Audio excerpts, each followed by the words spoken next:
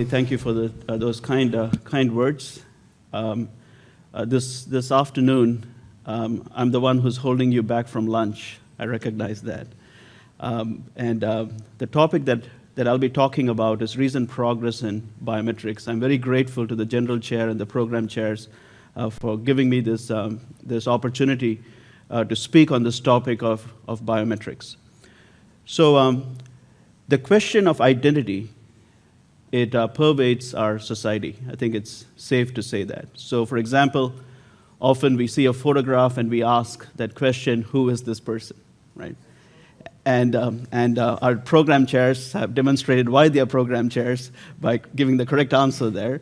And often if we do not know the response, we would take this image, put it in Google image, and then you will find out, well, the best guess for this image is Harrison Ford young, and you get some visually similar images. And certainly, the point here is that we keep asking this type of question often in terms of who is this?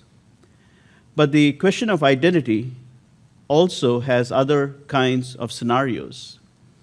So on the left, here you see a fingerprint which appears to be of poor quality, and it is of poor quality, and it pertains to the latent fingerprint that was extracted from a bag of explosives after the 2004 Madrid train bombings. And then on the right, you have a potential match, which later was discredited. But the point here is you have to ask the question, are these two prints from the same finger? Again, it's a question of identity.